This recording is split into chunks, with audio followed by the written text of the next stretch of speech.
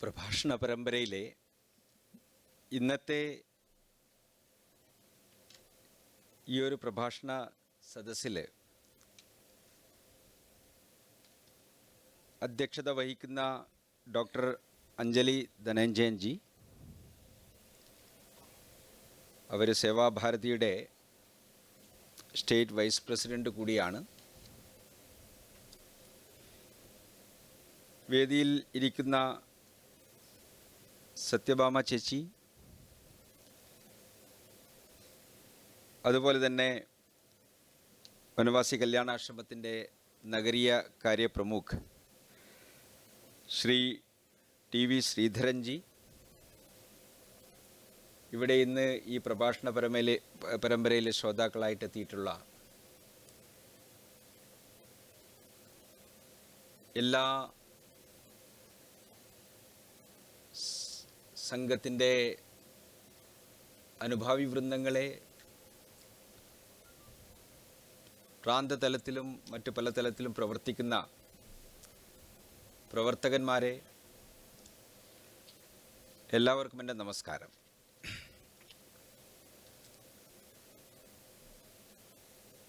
വനവാസി കല്യാണാശ്രമത്തിൻ്റെ വിഷയത്തിലേക്ക് കടക്കുന്നതിന് മുൻപായി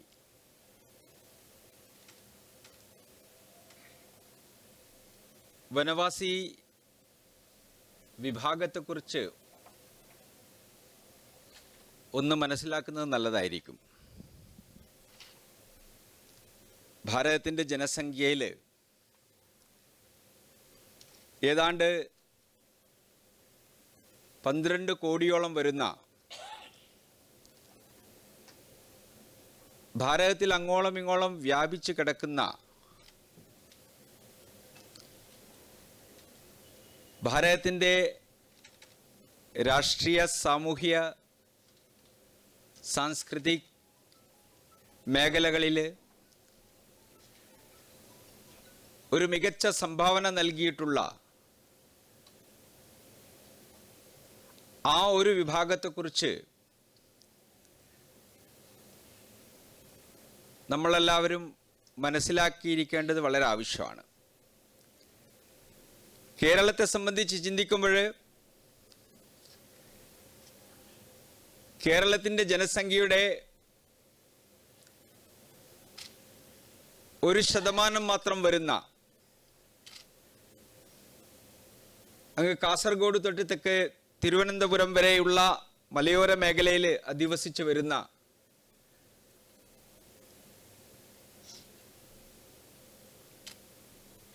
ഈ വനവാസി വിഭാഗം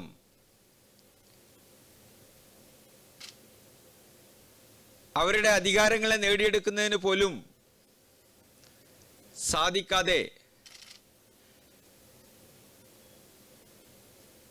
എല്ലാ തരത്തിലും ഒരു തരത്തിലുള്ള ഉപേക്ഷ, അത്തരമൊരു സാഹചര്യത്തിലാണ് അവർ കഴിഞ്ഞു വരുന്നത്. രാഷ്ട്രീയപരമായിട്ട് അവർക്ക് കേരളത്തിൽ പ്രധാനമായ സംവരണ സീറ്റുകളോ മറ്റൊന്നും ഇല്ലാത്തത് കൊണ്ട് തന്നെ ഒരു സീറ്റ് മറ്റേ ഉള്ളൂ. ഇവിടെ അവർക്ക് ആ രംഗത്തും അവരുടെ അധികാരങ്ങൾ പിടിച്ചെടുക്കാൻ വേണ്ടിയിട്ട് സാധിക്കാത്ത ഒരു അവസരം കേരളത്തിലുണ്ട്. എന്നാൽ ഭാരതത്തിൻ്റെ മൊത്തം ചരിത്രത്തെക്കുറിച്ച് നമ്മൾ ചർച്ച ചെയ്യുമ്പോൾ ജനജാതീയ വനവാസി സമുദായത്തിൻ്റെ, ഭാരതത്തിൻ്റെ രാഷ്ട്ര പുനർനിർമ്മാണത്തിലുള്ള പങ്ക് വളരെ മഹത്തായ പങ്കാണ് അവർ നിർവഹിച്ചിട്ടുള്ളത്. പൗരാണിക കാലം തൊട്ട് ഭാരതത്തിൻ്റെ ജനസമൂഹത്തിലെ അവരെല്ലാ തരത്തിലും മറ്റുള്ളവർക്ക് ഒപ്പം നിന്നുകൊണ്ട് തന്നെ അവരുടേതായിട്ടുള്ള പങ്ക് വഹിച്ചിട്ടുള്ളതായിട്ട് നമുക്ക് കാണാൻ വേണ്ടിയിട്ട് സാധിക്കും.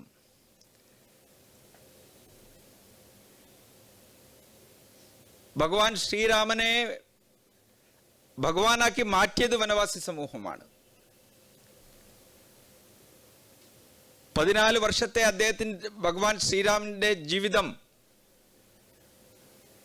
വനവാസി മേഖലയിൽ ഇല്ലായിരുന്നുവെങ്കിൽ ഭഗവാൻ ശ്രീരാമൻ എന്നതിന് പകരം രാജാറാം എന്ന പേരിൽ അദ്ദേഹം അറിയപ്പെട്ടേനെ. സാധാരണരായിട്ടുള്ള ജനങ്ങൾക്കിടയിൽ അദ്ദേഹത്തിന്റെ ജീവിതം അവരെ അദ്ദേഹത്തെ ഭഗവാനായി ഉൾക്കൊണ്ടുകൊണ്ട്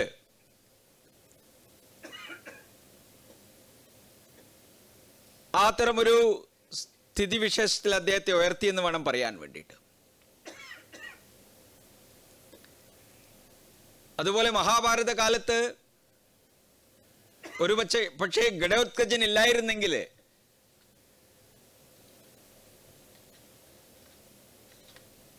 അർജുനൻ അവസാനം വരെ പോരാടാൻ സാധിക്കാതെ വരുമായിരുന്നു അർജുനന്. ആ ഘടോത്കചൻ എന്ന കഥാപാത്രം അങ്ങ് വടക്ക് കിഴക്കൻ മേഖലയിലെ ദിമാസ വിഭാഗത്തിൽപ്പെട്ട ഹിഡിംബയുടെ പുത്രനായ, ഹിഡിംബയിൽ ഭീമസേനന് ജനിച്ച പുത്രനായ ആ ഘടോത്കചൻ മഹാഭാരത യുദ്ധത്തിൽ നിർവഹിച്ച കർത്തവ്യം, ആ കർത്തവ്യമാണ് മഹാഭാരത യുദ്ധത്തിൻ്റെ പോലും വഴിത്തിരിവായി തീർന്നത്.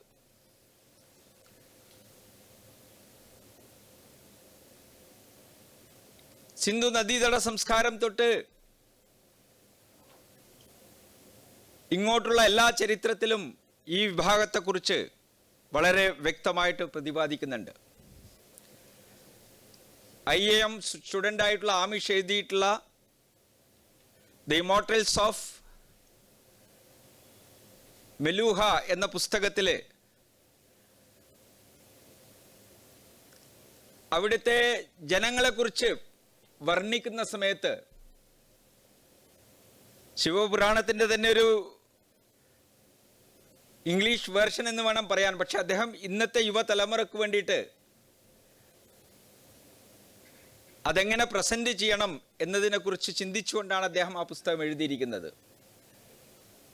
അപ്പോൾ അതിലെ അക്കാലത്ത് പരിപാലിച്ചു വന്നിട്ടുള്ള രീതികളെക്കുറിച്ചൊക്കെ ചിന്തിക്കുന്ന സമയത്ത് അങ്ങ് ഹിമാലയങ്ങളിലുള്ള പല വനവാസി സമൂഹങ്ങൾക്കിടയിലും ജീവിക്കാൻ കൊണ്ട് തന്നെ ഞാൻ പറയുകയാണ്, അതുമായിട്ടൊക്കെ വളരെയധികം സദൃശ്യം പുലർത്തുന്ന ഒരു ജീവിതശൈലിയാണ് അവിടെ നമുക്ക് കാണാൻ വേണ്ടിയിട്ട് സാധിച്ചിട്ടുള്ളത്.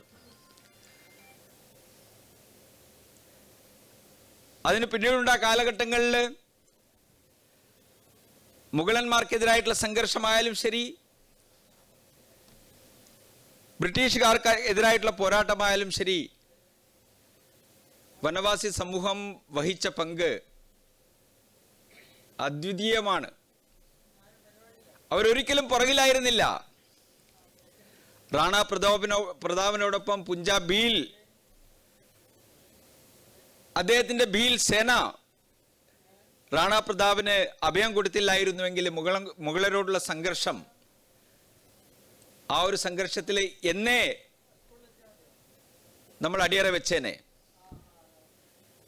പക്ഷെ അത്തരം ഒരു സംഘർഷത്തിന് അദ്ദേഹത്തിനോടൊപ്പം നിന്നത് അവിടുത്തെ വനവാസി സമൂഹമായിട്ടുള്ള ഭീൽ വംശജരായിരുന്നു, രാജസ്ഥാൻ ഭാഗത്തുള്ള. അതുപോലെ തന്നെ മഹാരാഷ്ട്രയിലെ ശിവാജി മഹാരാജിനോടൊപ്പം അവിടുത്തെ മാവളെ സൈനികർ, നമ്മുടെ കേരളത്തിൽ വന്നിട്ടുള്ള മാവിലാൻസ്, മറാഠെ എന്നൊക്കെ പറയുന്ന സമുദായം തന്നെ അത് അവരുമായിട്ട് കണക്റ്റഡ് ആണ്, ആ സമൂഹമായിട്ട് ബന്ധപ്പെട്ടിട്ടുള്ള സമൂഹങ്ങളാണ്. അപ്പോൾ ഈ വനവാസി വിഭാഗം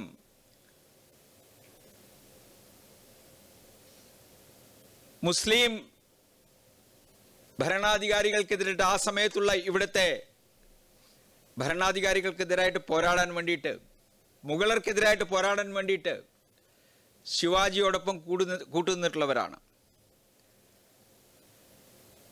ഗോണ്ട്വാനയെ കുറിച്ച് നമ്മൾ കേട്ടിട്ടുണ്ട്. മധ്യപ്രദേശിലെ ആ ഗോണ്ട്വാന മേഖല, ജബൽപൂരിനടുത്തുള്ള ആ മേഖല, അവിടെ റാണി ദുർഗാവതി എന്ന പേരോട് കൂടിയിട്ടുള്ള ഗോണ്ട് റാണി അവര് അക്ബറുടെ സേനക്കെതിരായിട്ട് ദീർഘകാലം പോരാടിയിട്ടുള്ള ഒരു ഉത്തമ വീരാംഗനയായിരുന്നു എന്ന് മനസ്സിലാക്കേണ്ടതുണ്ട്. അങ്ങനെ നോക്കുന്ന സമയത്ത് മുഗള കാലത്തിൽ തന്നെ മുഗളന്മാർക്കെതിരായിട്ടുള്ള പോരാട്ടത്തിൽ അല്ലെങ്കിൽ സോമനാഥ ക്ഷേത്രത്തിന് മുകളിലുള്ള ആക്രമണ കാലത്ത് അവിടെ ആക്രമണകാരികളായിട്ടുള്ള മുഹമ്മദ് ഗോറിക്കൊക്കെ എതിരായിട്ട് പോരാടി നിന്നത് ബഗഡ ബീൽ എന്ന പേരായിട്ടുള്ള ഒരു യുവാവായിരുന്നു. അദ്ദേഹം പറഞ്ഞു, മരിക്കുന്നത് വരെ എൻ്റെ രക്തം, എൻ്റെ അവസാന ശ്വാസം വരെ ഞാൻ ഈ ക്ഷേത്രത്തിൻ്റെ സംരക്ഷണത്തിന് വേണ്ടിയിട്ട് ഞാൻ പ്രവർത്തിക്കും എന്ന് പറഞ്ഞിട്ട് പോരാടുകയുണ്ടായി. അവിടെ അദ്ദേഹം വധിക്കപ്പെട്ടു. ഇന്ന് സോമനാഥ ക്ഷേത്രം പുതുക്കി പണിഞ്ഞ സമയത്ത് അവിടെ ബഗഡ ബീലിൻ്റെയും ഒരു സ്മാരകം അവിടെ പണിയുകയുണ്ടായി. അപ്പൊ ആ തരത്തില് ഭാരതത്തിലെ ചരിത്രത്തിൽ മുഗളന്മാരോടെതിരായിട്ടുള്ള പോരാട്ട കാലഘട്ടത്തില് വനവാസി വിഭാഗം വഹിച്ച പങ്ക് വളരെ വിലയേറിയ പങ്കാണ് അവർ വഹിച്ചിട്ടുള്ളത്. അതിനുശേഷമുള്ള കാലത്ത് നമ്മുടെ നാട്ടിലേക്ക് ബ്രിട്ടീഷുകാർ കടന്നു വന്ന സമയത്ത്, യൂറോപ്പിലെ ആൾക്കാർ കടന്നു വന്ന സമയത്ത് ആദ്യമായിട്ടുള്ള രക്തസാക്ഷി എന്ന് പറയാനുള്ളത് അതൊരു വനവാസി യുവാവായിരുന്നു. അദ്ദേഹത്തിന്റെ പേരാണ് തിൽക മാഞ്ചി. കൽക്കത്തയിൽ ഭരണമുറപ്പിച്ച ബ്രിട്ടീഷുകാര് മെല്ലെ അവരുടെ വേരുകൾ ഉറപ്പിക്കാനുള്ള ശ്രമത്തില് അതിനടുത്തുള്ള പ്രദേശമായിട്ടുള്ള ഇന്നത്തെ ജാർഖണ്ഡ്, അതുപോലെ ബീഹാറിന്റെ ദക്ഷിണ മേഖല, ആ മേഖലയിലൊക്കെ വ്യാപിച്ച സമയത്ത് അവിടെ അവർക്കെതിരായിട്ട് പോരാടിയ ഒരു യുവാവായിരുന്നു തിൽക മാഞ്ചി. അദ്ദേഹത്തെ കെട്ടിവലിച്ച്, അതായത് ഒരു ബ്രിട്ടീഷ് ഓഫീസറെ കൊല ചെയ്തു എന്ന കുറ്റത്തിന് അദ്ദേഹത്തെ കെട്ടിവലിച്ച് അവിടുന്ന് കൊണ്ടുവന്ന് അദ്ദേഹത്തെ വെടിവെച്ച് തൂക്കിൽ കയറ്റി വെടിവെച്ച് കൊല്ലുകയായിരുന്നു. ആ മരം ഇന്നും അവിടെയുണ്ട്. ഭഗൽപൂരിൽ പോകുന്ന സമയത്ത് ഇത് കാണാം നമുക്ക്. അദ്ദേഹമാണ് ബ്രിട്ടീഷുകാർക്കെതിരായിട്ടുള്ള ആദ്യത്തെ രക്തസാക്ഷി. അതുപോലെ ബ്രിട്ടീഷുകാർക്കെതിരായിട്ടുള്ള പോരാട്ടങ്ങളെ മൊത്തം വിലയിരുത്തുന്ന സമയത്ത്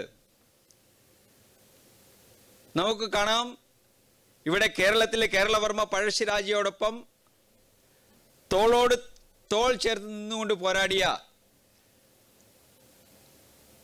തലക്കൽ ചന്തു, എടച്ചന കുങ്കൻ പോലുള്ള ആൾക്കാരെ കുറിച്ച് നമ്മൾ കേട്ടിട്ടുണ്ട്. ഇത് 1805 പനമരം കോട്ട പിടിച്ചടക്കിക്കൊണ്ട് ബ്രിട്ടീഷുകാർക്കെതിരായിട്ട് പോരാടിയ ആ ചരിത്രം 1802 പക്ഷേ തലക്കൽ ചന്തു വധിക്കപ്പെടുന്നത് 1805 അങ്ങനെ മൊത്തം ഭാരതത്തിനകത്ത് ചിന്തിക്കുന്ന സമയത്ത് നമുക്ക് കാണാൻ സാധിക്കും, എല്ലാ ഭാഗത്തും നമ്മുടെ ഭാരതത്തിന്റെ ഭൂപ്രകൃതിയിലെ ഒരു മേഖല പോലും വനവാസികളുടെ പോരാട്ടം നടക്കാത്തതായിട്ട് നമുക്ക് കാണാൻ വേണ്ടി സാധിക്കില്ല. ഇവിടെ ഈസ്റ്റ് ഗോദാവരി മേഖലയിൽ അല്ലൂരി സീതാറാം രാജു എന്നു പേരായിട്ടുള്ള ഒരു വനവാസി യുവാവിന്റെ നേതൃത്വത്തിൽ അവിടുത്തെ കോയ ജനജാതിയിൽപ്പെട്ട ആൾക്കാർ ബ്രിട്ടീഷുകാർക്ക് എതിരായിട്ട് പോരാടിയിട്ടുണ്ട്. റാംപ യുദ്ധം എന്ന പേരിലാണ് അതിനെ വിവരിക്കുന്നത്. അങ്ങ് വടക്ക് കിഴക്കൻ മേഖലയിൽ 1850 ജനിച്ച 1883 വരെ കേവലം 33 വർഷം മാത്രം ജീവിച്ച ശംഭുദൻ ഫുങ്ലോസ എന്ന പേരോട് കൂടിയിട്ടുള്ള ഒരു വനവാസി യുവാവ്, അദ്ദേഹം ബ്രിട്ടീഷുകാർക്കെതിരായിട്ട് പോരാടി. സബ് ഡിവിഷണൽ ഹെഡ്ക്വാർട്ടേഴ്സ് ഡി സിയെ തന്നെ, ഡെപ്യൂട്ടി കമ്മീഷണറെ മൈബങ് എന്ന് പറഞ്ഞ സ്ഥലത്ത് വളഞ്ഞിട്ട് വധിക്കുകയുണ്ടായി. അവരെ പിന്തുടർന്നുകൊണ്ട് തെക്ക് സിൽച്ചർ ഭാഗത്തുള്ള കാച്ചാർ വരെ അദ്ദേഹം അവരെ പിന്തുടരുകയുണ്ടായി. എന്നാൽ അദ്ദേഹത്തെ ചതിയിൽപ്പെടുത്തിക്കൊണ്ട് കൊല ചെയ്യുകയായിരുന്നു പിന്നെ ഉണ്ടായത്. 1983 ഫെബ്രുവരി 12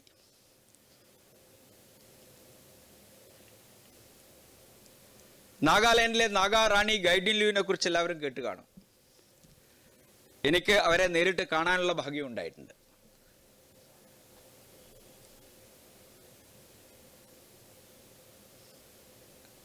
അവരുടെ ചരിത്രം ഇത്രയധികം രോമാഞ്ചകരമാണ്. നമ്മളത് കേട്ടാൽ നമുക്ക് അത് മനസ്സിലാക്കാൻ വേണ്ടി സാധിക്കും. 17 വയസ്സിൽ ജാദാനാങ് എന്ന് പറഞ്ഞ ഒരു സ്വതന്ത്രതാ സേനാനിയുമായിട്ട് ചേർന്നുകൊണ്ട് അവർ ബ്രിട്ടീഷുകാരുടെ അവരുടെ മേഖലയിലെ വനമേഖലയിലേക്കുള്ള കടന്നുകയറ്റത്തെ ചെറുക്കാൻ വേണ്ടിയിട്ട് അവർ പോരാടുകയുണ്ടായി. ഏതാണ്ട് അതേ വർഷം തന്നെ ജാദോനാങ്ങിനെ തൂക്കിലേറ്റുകയും, അതായത് 1931 29 ഓഗസ്റ്റിൽ ജാദോനാങ്ങിനെ തൂക്കിലേറ്റുകയും ഒരു 6-7 മാസത്തിന് ശേഷം റാണി ഗൈഡിൻല്യൂ അവർ നടത്തിയ പോരാട്ടത്തിൻ്റെ ഫലമായിട്ട് അവർ അറസ്റ്റ് ചെയ്യപ്പെടുകയും ചെയ്തു.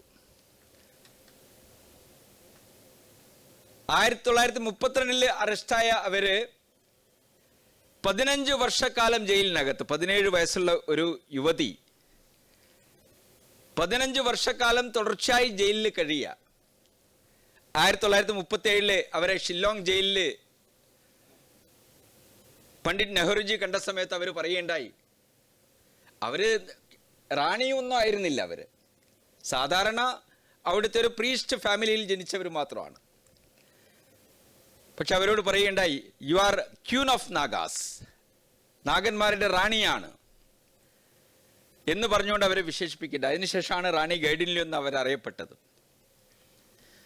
നെഹ്റുജി അവരെ റിലീസ് ചെയ്യാൻ വേണ്ടി ഒരുപാട് പരിശ്രമങ്ങൾ നടത്തി നോക്കി, പക്ഷെ സാധിച്ചില്ല. അവർക്കെതിരായിട്ട് ഇവിടുന്ന് റിപ്പോർട്ട് പോയി. ചില അമാനുഷിക ശക്തികൾ വെച്ച് പുലർത്തുന്നതാണ് അവരെ വിട്ടുകഴിഞ്ഞാൽ വീണ്ടും ബ്രിട്ടീഷുകാർക്കെതിരായിട്ടുള്ള പ്രവർത്തനം ഊർജിതപ്പെടും, അതുകൊണ്ട് അവരെ വിട്ടുകൂടാ എന്നായിരുന്നു ഇവിടുന്ന് റിപ്പോർട്ട് ചെയ്യപ്പെട്ടത്.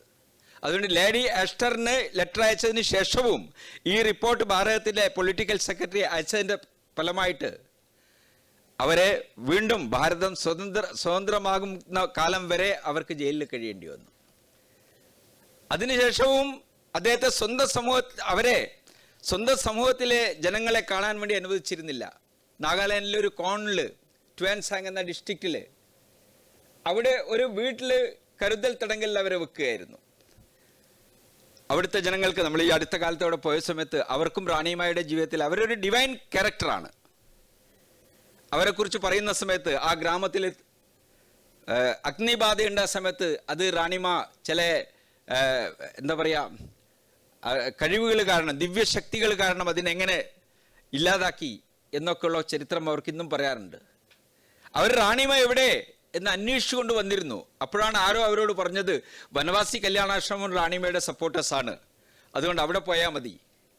അങ്ങനെയാണ് അവർ നമ്മളുമായിട്ട് ബന്ധപ്പെടുന്നത്. ഇന്ന് അവിടെ നമ്മുടെ പ്രവർത്തനം നടക്കുന്നുണ്ട് ആ മേഖലയിൽ. അവരൊക്കെ ക്രിസ്ത്യാനികളാണ്, പക്ഷെ അവർക്കിടയിലും നമ്മുടെ പ്രവർത്തനം നടക്കുന്നുണ്ട്. അവിടെ കഴിഞ്ഞ 1.5 വർഷം അതിനുശേഷം റാണിമ സ്വന്തം ഗ്രാമത്തിലേക്ക് തിരിച്ചു വന്ന സമയത്ത് 1948-49 കാലഘട്ടങ്ങളിൽ സ്വന്തം സമൂഹത്തിലേക്ക് തിരിച്ചു വന്ന സമയത്ത് അവിടെ കണ്ട എന്താ? ഫിസോവിന്റെ നേതൃത്വത്തിൽ അവിടുത്തെ ഒരു ഉഗ്രവാദി സംഘടനയാണ് നാഗാ നാഷണൽ കൗൺസിൽ, തോക്ക് ഉപയോഗിച്ചുകൊണ്ട് ജനങ്ങളെ മതപരിവർത്തനം ചെയ്യുന്ന കാഴ്ചയാണ് അവർക്ക് കാണാൻ വേണ്ടിയിട്ട് സാധിച്ചത്. അത് കണ്ടതിന് ശേഷം റാണി ഗൈഡിൻല്യൂ, അപ്പോൾ അവർക്ക് 33 വയസ്സായിരുന്നു, അവർ വീണ്ടും തോക്കെടുത്തു. ഈ തരം ഒരു വനിത മൊത്തം ഭാരതത്തിന്റെ ചരിത്രത്തിലുണ്ടോ? അവർ വീണ്ടും 6 വർഷക്കാലം അണ്ടർഗ്രൗണ്ടായി നിന്നുകൊണ്ട് ബ്രിട്ടീഷുകാർക്കെതിരായിട്ട് പോരാടി. ഭാരതത്തിന്റെ സർക്കാരിന് മനസ്സിലായില്ല ഇവരെന്തിനായി ചെയ്യുന്നതെന്ന്. ഒളിപ്രവർത്തനം, ഒളിനാഗാസ് എന്ന് പറയുന്നുണ്ട്.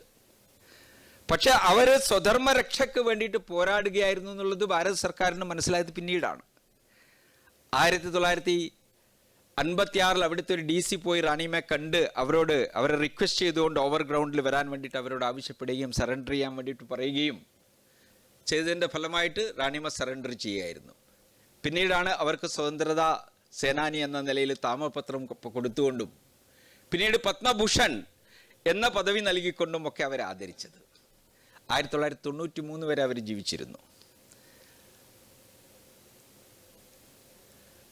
അപ്പോൾ ഈ തരത്തിലുള്ള നിരവധി പേര് ഈ വർഷം ഞാൻ ആ വിഷയം പിന്നീട് പറയാൻ ഉദ്ദേശിക്കുന്നതാണ്. പക്ഷേ വനവാസി കല്യാണാശ്രമം അമൃത വർഷത്തോടനുബന്ധിച്ച് ഭാരതത്തിലെ 120 സർവകലാശാലയിൽ 85 പരം വനവാസി വിഭാഗത്തിൽപ്പെട്ട ഈ വീരന്മാരുടെ ചരിത്രത്തെ national commission for scheduled tribes, Vanavasi Kalyanashram, universities, ഈ 3 സംഘടനകളുടെയും കൊളാബറേഷനോട് കൂടിയിട്ട് ഇത്തരത്തിലുള്ള പരിപാടികൾ ആസൂത്രണം ചെയ്യേണ്ടായി. 120 വിദ്യാലയങ്ങൾ, യൂണിവേഴ്സിറ്റികൾ. ഇത്ര വലിയൊരു പുസ്തകം, അവരുടെ ജീവിതത്തെക്കുറിച്ച് പ്രതിപാദിക്കുന്ന ഇത്രയും വലിയൊരു പുസ്തകം അത് പുറത്തു വന്നിട്ടുണ്ട്. അപ്പം അത്തരം ഒരു വലിയൊരു കാര്യം വനവാസി സമൂഹത്തിൻ്റെ ഈ തരത്തിലുള്ള കോൺട്രിബ്യൂഷൻസ് അത് ജനങ്ങൾ മനസ്സിലാക്കണം, അറിയണം എന്ന ഉദ്ദേശത്തോടു കൂടിയിട്ട് വനവാസി കല്യാണാശ്രമം നടത്തുകയുണ്ടായി. നമുക്കറിയാം, ഭാരതം സ്വതന്ത്രമായി, ഭാരതത്തിൻ്റെ ഭരണഘടന രൂപീകരിക്കുന്നതിനായിട്ട് നമ്മുടെ നാട്ടിലെ വിദഗ്ധരായിട്ടുള്ള പ്രഗത്ഭരായിട്ടുള്ള ജ്ഞാനികളായിട്ടുള്ള ആൾക്കാർ ഒരുമിച്ചിരുന്നു കൊണ്ട് അവർ ചിന്തിക്കുകയുണ്ടായി. ആ സമയത്ത് അവർ ചിന്തിച്ചത് ഭാരതത്തിൻ്റെ വികസനം സമത്വത്തെ അടിസ്ഥാനപ്പെടുത്തിക്കൊണ്ടുള്ള വികസനമായിരിക്കും എന്നവർ ചിന്തിച്ചെങ്കിലും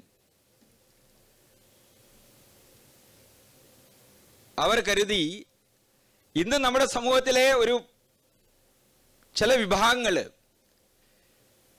ഇന്നും വളരെ പിന്നോക്കം നിൽക്കുകയാണ് പല കാരണങ്ങളാൽ.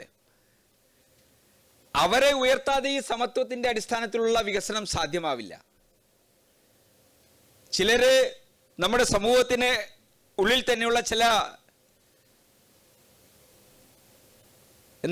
വൈകൃത്യങ്ങൾ കാരണം, തൊട്ടുകൂടായ്മ, തീണ്ടിക്കൂടായ്മ പോലുള്ള അനാചാരങ്ങൾ കാരണം സമൂഹത്തിൽ നിന്ന് വിട്ടകന്ന് നിൽക്കുന്നു. അവരെ ഉയർത്തണമെങ്കിൽ അവർക്ക് പ്രത്യേക സംവരണം ആവശ്യമാണ്. അത്തരത്തിലുള്ള പട്ടിക ജാതികൾ, അങ്ങനെയുള്ള ജാതികളെ പട്ടികയിൽപ്പെടുത്തിക്കൊണ്ട് പട്ടിക ജാതി രൂപീകരിക്കുകയുണ്ടായി. അതോടൊപ്പം തന്നെ ചിന്തിച്ചു, നമ്മുടെ സമൂഹത്തിൽ നിന്ന് മാറിക്കഴിയുന്ന, വിട്ടകന്ന് കഴിയുന്ന ഒരു ജനവിഭാഗങ്ങൾ, വളരെ ജനവിഭാഗങ്ങൾ നമ്മുടെ നാട്ടിലുണ്ട്. അവരെ ഉയർത്താതെ നമുക്ക് സമത്വത്തിനെ അടിസ്ഥാനപ്പെടുത്തിക്കൊണ്ടുള്ള വികസനം സാധ്യമല്ല. അതുകൊണ്ട് അവരെയും പട്ടികയിൽപ്പെടുത്തിക്കൊണ്ട്, അത്തരം വർഗത്തെയും പട്ടികയിൽപ്പെടുത്തിക്കൊണ്ട് മുൻപോട്ട് കൊണ്ടുവരണം എന്നുള്ളത് കൊണ്ട് പട്ടികവർഗ സൂചിയും പട്ടികവർഗ ലിസ്റ്റും പ്രഖ്യാപിക്കുകയുണ്ടായി. അവർക്ക് വേണ്ട സംവരണങ്ങൾ ഏർപ്പെടുത്തി. ലോക്സഭയിലെ അവർക്കുള്ള സംവരണ സീറ്റുകൾ, നിയമസഭയിലും 1992 ശേഷം പഞ്ചായത്ത് തലങ്ങളിലും ഒക്കെ തന്നെ അവർക്ക് വേണ്ടിയിട്ടുള്ള സൗകര്യങ്ങൾ ഏർപ്പെടുത്തുകയുണ്ടായി. അതനുസരിച്ചുള്ള ഒരു വികസനത്തിന് തുടക്കം കുറിച്ചെങ്കിലും അത് വേണ്ട രീതിയിൽ ആ സമൂഹത്തിൻ്റെ ഇടയിലേക്ക് കടന്ന് ചെല്ലുന്നില്ല എന്നുള്ളൊരു കാര്യം വളരെ വ്യക്തമായിരുന്നു. ബ്രിട്ടീഷുകാരുടെ ഭരണത്തിൻ്റെ ഫലമായിട്ട് നമ്മുടെ നാട്ടില് വനവാസി വിഭാഗങ്ങൾക്കിടയിൽ വ്യാപകമായിട്ടുള്ള മതപരിവർത്തനം നടന്നിട്ടുണ്ടായിരുന്നു. 1947 ഭാരതം സ്വതന്ത്രമായ സമയത്ത് മധ്യപ്രദേശിന്റെ ജശ്പൂർ ഭാഗങ്ങൾ, ആ ജശ്പൂർ ഭാഗത്തിൽ വ്യാപകമായിട്ടുള്ള മതപരിവർത്തനം നടന്നു. അപ്പോൾ ആ സമയത്തുള്ള അവിടുത്തെ മുഖ്യമന്ത്രി, അദ്ദേഹത്തിന്റെ പേര് ശ്രീ പണ്ഡിറ്റ് രവിശങ്കർ ശുക്ലാജി, ആ സമയത്ത് ആ സംസ്ഥാനത്ത് പറഞ്ഞുകൊണ്ടിരുന്നത് central states and province and Berar എന്നാണ് പറഞ്ഞിരുന്നത്. ആ മേഖലയിലെ മുഖ്യമന്ത്രി ഈ ജശ്പൂർ മേഖലയിലേക്ക് കടന്നു എന്ന സമയത്ത് അദ്ദേഹത്തിനെതിരായി കരിങ്കൊടി കാണിക്കുകയും ഗോബേക്ക് പറയുകയുണ്ടായി. കാരണം അന്വേഷിച്ച സമയത്ത് ജഷ്പൂർ ഭാരതത്തിൻ്റെ കൂടെയല്ല എന്നുള്ളതാണ്. കാരണം നമുക്ക് സ്വാതന്ത്ര്യം കിട്ടിയത് തന്നെ എങ്ങനെയാ? നിങ്ങൾക്ക് വേണമെങ്കിൽ ഇന്ത്യൻ യൂണിയനിൽ ചേരാം, അല്ലെങ്കിൽ പാകിസ്ഥാനോടൊപ്പം പോകാം, അതല്ലെങ്കിൽ നിങ്ങൾക്ക് സ്വതന്ത്രമായിട്ടും നിങ്ങളുടെ അസ്തിത്വം ഉണ്ടാക്കാം എന്നുള്ള നിലയിലായിരുന്നു. അപ്പം അവര്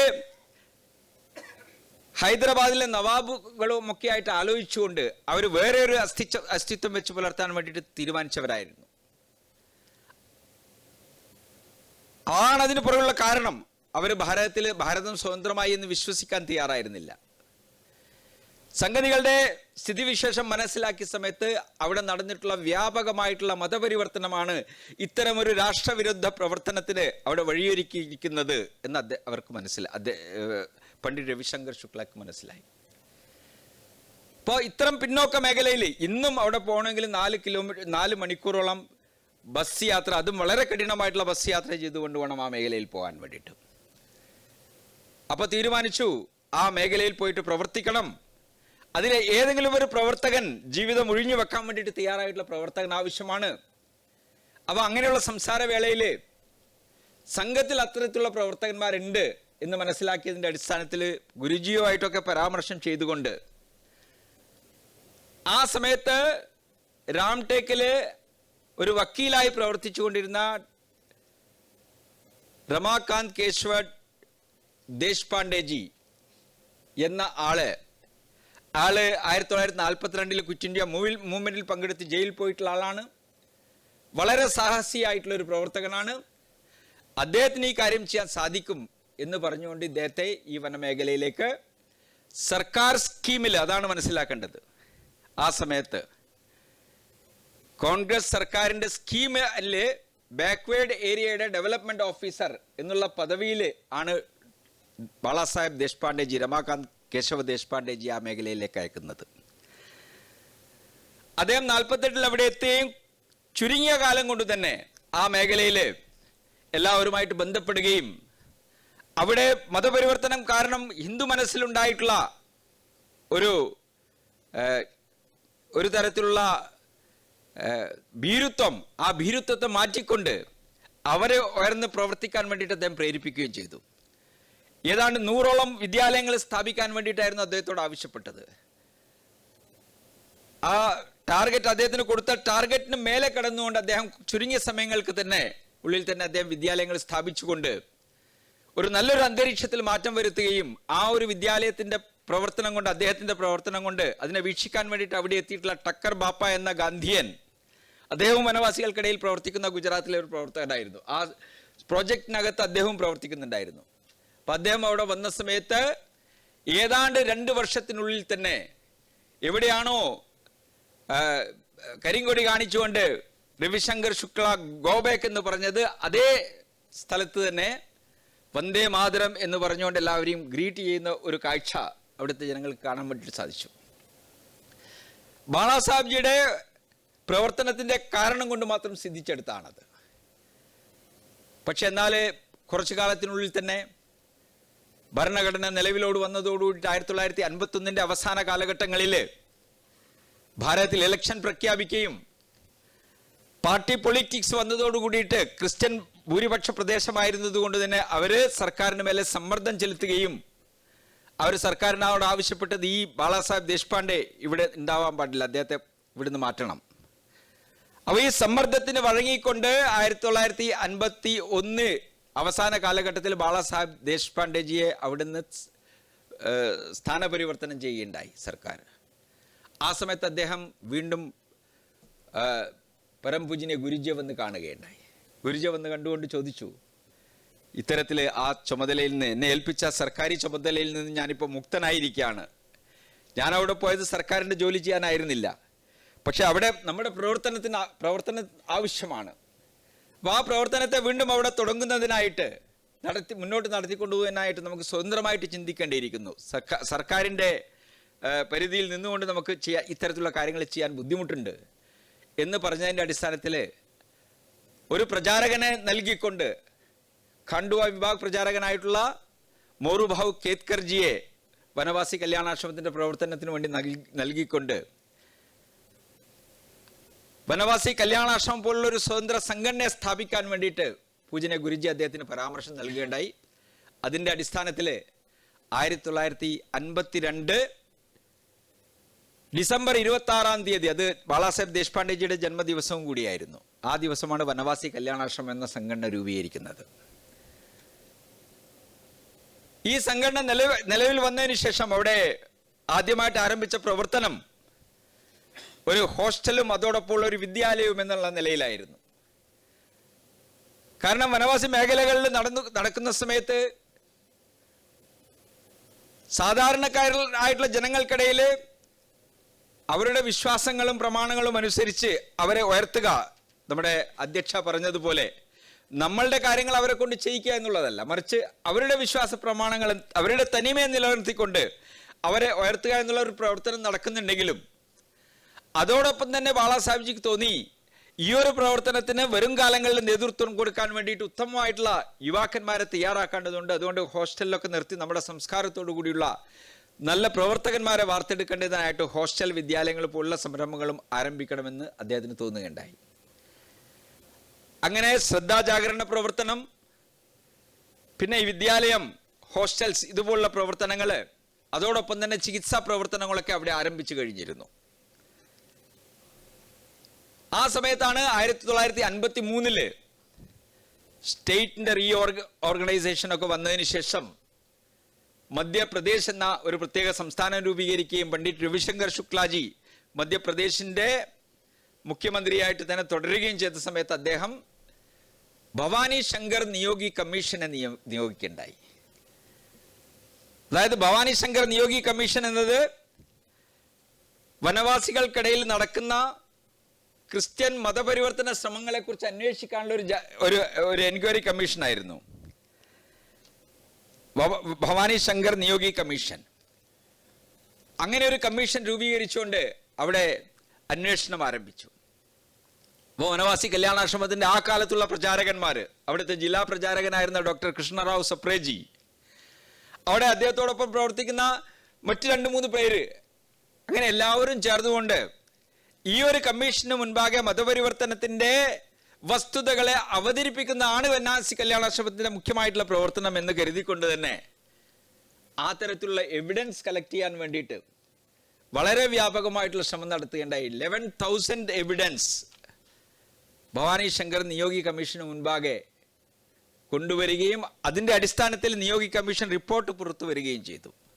ഭാരതത്തിനകത്ത് മതപരിവർത്തനത്തിനെതിരായിട്ട് ആദ്യമായിട്ട് പുറത്തു വന്ന ഒരു റിപ്പോർട്ടാണത്.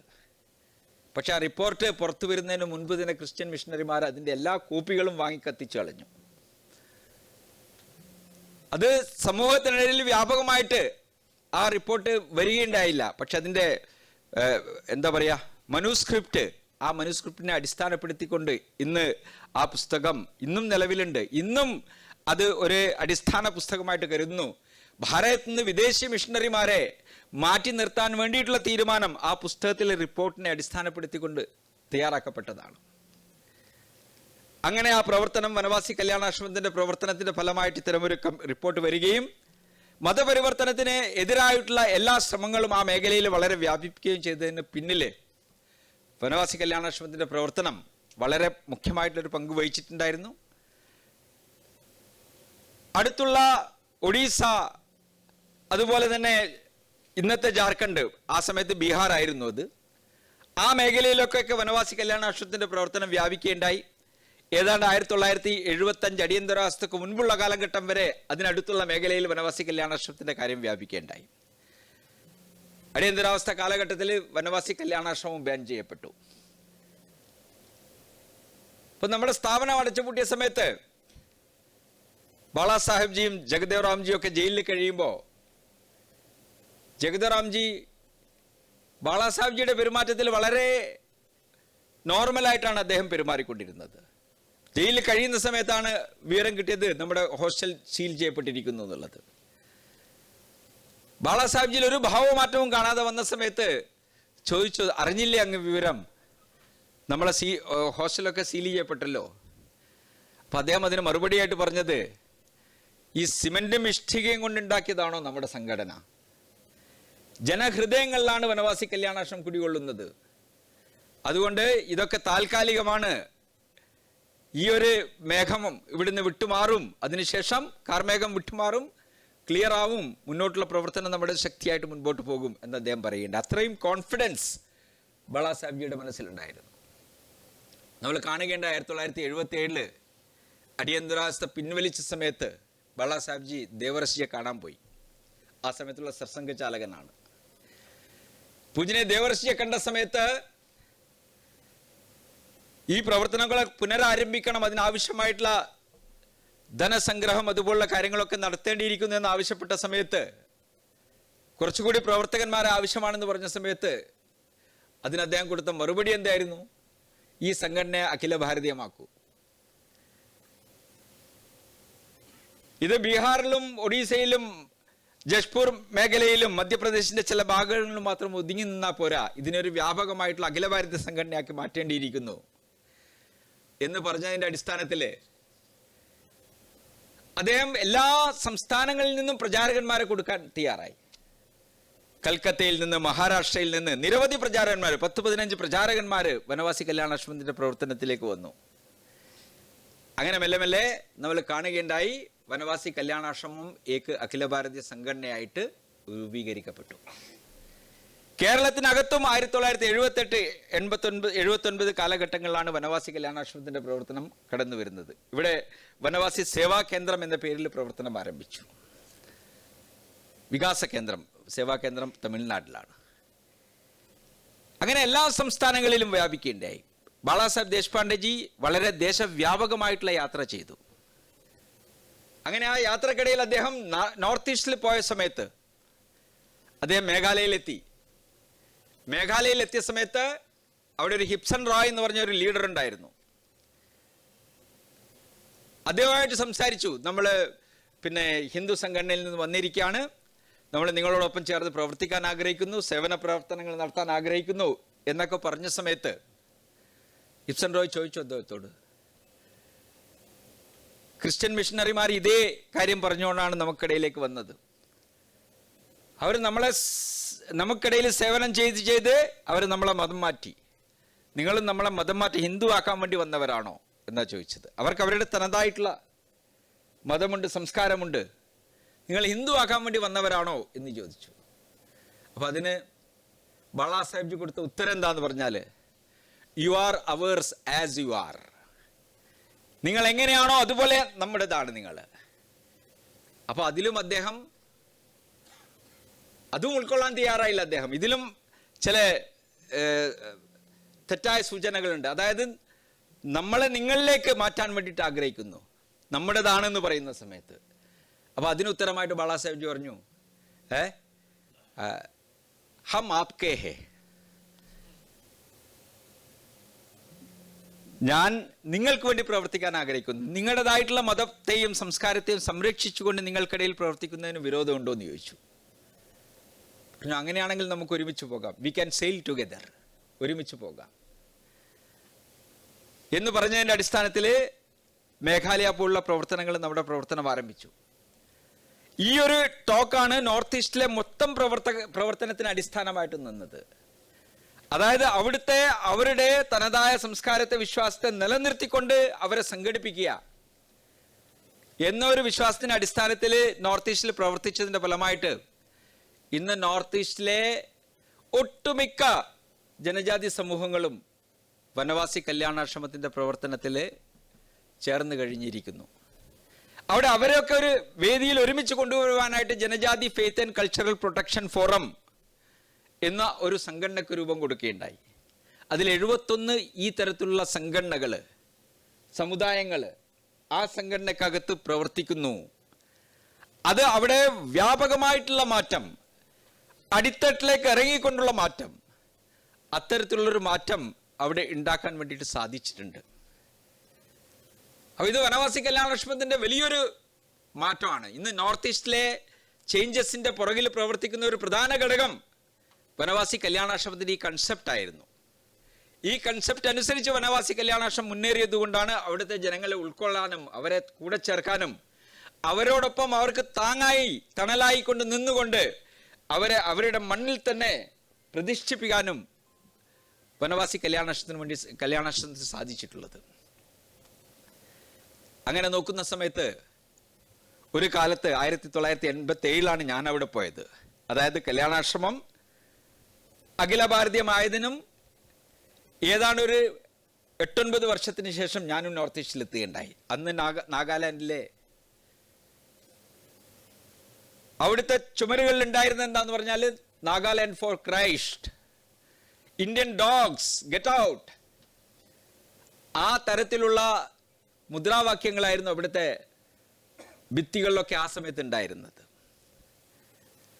ആ സമയത്ത് ഇത് സങ്കല്പിക്കാൻ പോലും സാധിക്കില്ലായിരുന്നു. ആ ഒരു വടക്ക് കിഴക്കൻ മേഖലയെ, ചിക്കൻ നെക്കിന് ശേഷമുള്ള ആ ഭാഗത്തെ ഭാരതത്തോടൊപ്പം ചേർത്ത് നിർത്തുന്നതിൽ നമ്മൾ വിജയിക്കുമോ എന്ന ആശങ്കയുണ്ടായിരുന്നു ആ കാലഘട്ടത്തിൽ. പക്ഷെ ഇന്ന് നമുക്ക് വളരെ വ്യക്തമായിട്ട് പറയാം, ആ മേഖല ആകെ മാറിക്കഴിഞ്ഞിരിക്കുന്നു. ആ മേഖല ഇന്ന് ഭാരതത്തിൻ്റെ ഒരു സ്ട്രെങ്ത് ആയിട്ട് മാറുകയാണ്. ഭാരതത്തിന് സൗത്ത് ഏഷ്യൻ മേഖലയിലുള്ള സംബന്ധങ്ങൾ, വ്യാപാര സംബന്ധങ്ങൾക്കുള്ള ഒരു പ്രധാന കേന്ദ്രമായിട്ട് മാറിയിരിക്കുകയാണ് ആ മേഖല. അത്തരത്തിൽ ആ മേഖല ഇന്നൊരു ശക്തി കേന്ദ്രമായിട്ട് ഭാരതത്തോടൊപ്പം നിൽക്കുന്ന ഒരു കാഴ്ച അത് നമുക്ക് കാണാൻ സാധിക്കുന്നുണ്ട്. അതിൻ്റെ പുറകിലുള്ള ഒരു പ്രധാന പ്രവർത്തനം വനവാസി കല്യാണാശ്രമത്തിൻ്റെതായിരുന്നു എന്ന് നമുക്ക് മനസ്സിലാക്കാൻ വേണ്ടി സാധിക്കും.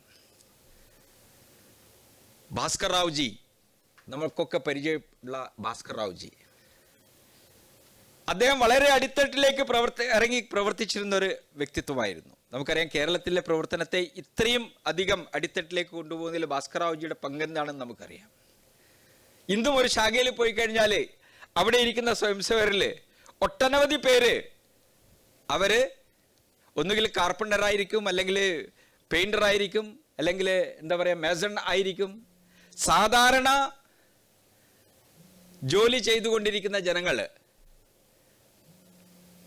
അത്തരത്തിലുള്ള ആൾക്കാർക്കിടയിലേക്ക് കിടന്ന് പ്രവർത്തിക്കാൻ വേണ്ടിയിട്ട് ഭാസ്കർ റാവുജി പ്രത്യേകം ശ്രമിച്ചിരുന്നു. ഭാസ്കർ റാവുജിയുടെ ഒരു പ്രധാനപ്പെട്ട പ്രവർത്തന മേഖല ഇവിടുത്തെ തീരദേശമായിരുന്നു. മുക്കുവ സമൂഹത്തിനിടയിലേക്ക് ഇറങ്ങിച്ചെന്നുകൊണ്ട് അദ്ദേഹം പ്രവർത്തിക്കേണ്ട. അതുപോലെ തന്നെ ഭാസ്കർ റാവുജിയുടെ സമയത്ത് തന്നെ ആദിവാസി സംഘം രൂപീകരിച്ചുകൊണ്ട് വനവാസി മേഖലയിലും പ്രവർത്തനമുണ്ടായി. ആദിവാസികളുടെ അടിസ്ഥാന പ്രശ്നങ്ങൾക്ക് പരിഹാരം കണ്ടെത്താൻ വേണ്ടിയിട്ട് ആ സമയത്ത് ആദിവാസി സംഘം രൂപീകരിച്ചിട്ടുണ്ട്. വലിയ ഒരു പ്രവർത്തനം വയനാട് മേഖലകളിൽ അദ്ദേഹം നടത്തുകയുണ്ടായി. അദ്ദേഹത്തിൻ്റെ സമയത്ത് തന്നെയാണ് വനവാസി കല്യാണാശ്രമം വരുന്നതിന് മുൻപ് വിവേകാനന്ദ മെഡിക്കൽ മിഷൻ അവിടുത്തെ വനവാസികൾക്കെതിരെ ആവശ്യമായിട്ടുള്ള സേവന പ്രവർത്തനങ്ങൾ, അവരുടെ ആരോഗ്യ പ്രശ്നങ്ങൾക്ക് പരിഹാരം എന്ന നിലയിൽ അതും രൂപീകരിക്കപ്പെട്ടിട്ടുണ്ടായിരുന്നു. ഒരുപക്ഷെ ഈ കാരണങ്ങളൊക്കെ കൊണ്ടാവാം ഭാസ്കർ റാവുജിയെ വനവാസി കല്യാണാശ്രമത്തിൻ്റെ സംഘടനാ കാര്യദർശിയായിട്ട്, സഹസംഘടനാ കാര്യദർശിയായി ആദ്യം, പിന്നീട് അദ്ദേഹം സംഘടനാ കാര്യദർശിയായി. ഒന്ന് ആലോചിച്ച് നോക്കൂ. അദ്ദേഹത്തിന് വനവാസി കല്യാണാശ്രമത്തിൻ്റെ സഹസംഘടനാ കാര്യദർശി ആവുന്ന സമയത്ത് 64 വയസ്സായിരുന്നു. ബൈപ്പാസ് സർജറി കഴിഞ്ഞിട്ടുണ്ടായിരുന്നു. ആ ഒരു സമയത്താണ് ഇത്രയും കഠിനമായിട്ടുള്ളൊരു പ്രവർത്തനം അദ്ദേഹത്തിൽ അർപ്പിക്കപ്പെടുന്നത്. ആ ബൈപ്പാസ് സർജറിക്ക് ശേഷമുള്ള 15 വർഷം, അതായത് 1999 വരെ അദ്ദേഹം വനവാസി കല്യാണാശ്രമത്തിൻ്റെ സംഘടനാ കാര്യദർശിയായിട്ട് നിൽക്കുകയും ആ സമയത്ത് വനവാസി കല്യാണാശ്രമത്തിൻ്റെ പ്രവർത്തനത്തെ ഇത്രയും അടിത്തട്ടിലേക്ക് കൊണ്ടുപോകുന്നതിൽ അദ്ദേഹം വളരെയധികം മുഖ്യമായിട്ടുള്ള പ്രവർത്തനം കാഴ്ചവെച്ചിരുന്നു. ഒരു സമയത്ത് അദ്ദേഹം പറയുകയുണ്ടായി പ്രവർത്തകരോട്, ഞാൻ ആ സമയത്ത് നാഗാലാൻഡിലെ ആ മേലെയുള്ള പ്രൊജക്റ്റിലായിരുന്നു. അവിടെ ഒരു കത്തയച്ചാൽ തന്നെ ഒരു 15-25 ദിവസത്തിന് ശേഷമാണ് അവിടെ നമുക്ക് കിട്ടുക. അന്ന് വേറൊരു മാധ്യമം ഉണ്ടായിരുന്നില്ല. അപ്പോൾ ഭാസ്കർ റാവുജി പറഞ്ഞു, ഞാൻ അവിടെ പോയിട്ട് പ്രവർത്തകരെ കാണുമെന്ന് പറഞ്ഞു. അപ്പോൾ ആ സമയത്ത് ഓർഗനൈസിംഗ് സെക്രട്ടറി ഗുവാഹട്ടിയിൽ ഇരുന്നുകൊണ്ട് പറഞ്ഞു, നമുക്ക് അവരെ ഇവിടെ വിളിക്കാമെന്ന് പറഞ്ഞു. അപ്പോൾ അതിന് ഉത്തരമായിട്ട് ഭാസ്കർ റാവുജി പറഞ്ഞു, വൈ നോട്ട് ഇൻ ബോംബെ, അവിടെ എന്തുകൊണ്ട് വിളിച്ചുകൂടാ എന്ന് ചോദിച്ചു. നമ്മൾ പ്രവർത്തകർ എവിടെയാണോ നിൽക്കുന്നത് അവിടെ പോയി പ്രവർത്തകരെ കാണണം. അവരുടെ പ്രശ്നങ്ങളെ അവിടെ പോയി മനസ്സിലാക്കാൻ വേണ്ടിയിട്ട് തയ്യാറാവണം. അവർ ആ സമൂഹത്തിനിടയിൽ എങ്ങനെ കഴിയുന്നു, ആ സമൂഹത്തിൽ അവരുണ്ടാക്കിയിട്ടുള്ള മാറ്റം എന്താണ്, ആ സമൂഹത്തിൽ അവർ സൃഷ്ടിച്ചെടുത്തിട്ടുള്ള അടിത്തറ എന്താണ്, അത് അവിടെ പോയാലേ നമുക്ക് മനസ്സിലാവുള്ളൂ.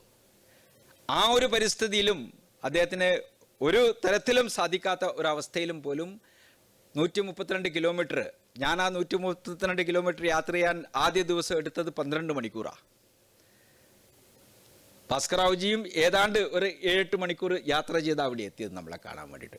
2-3 ദിവസം നമ്മളോടൊപ്പം താമസിച്ചു. അവിടെ അടുത്തുള്ള ഗ്രാമങ്ങളിൽ പോയി അവരെ കണ്ടു. അപ്പൊ ആ തരത്തിലെ പ്രവർത്തകരെ ഏറ്റവും അടിത്തട്ടിൽ പോയി അവരെവിടെ പ്രവർത്തിക്കുന്നു, എത്ര കഷ്ടങ്ങൾ നേരിട്ടുകൊണ്ട് അവർ പ്രവർത്തിക്കുന്നുവോ ആ ഒരു മേഖലയിൽ പോലെ അവരെ ഉത്സാഹിപ്പിക്കുന്ന ഒരു സ്വഭാവം അത് തലശ്ശേരിയിലും നമുക്ക് കാണാൻ വേണ്ടി സാധിച്ചിട്ടുണ്ട്.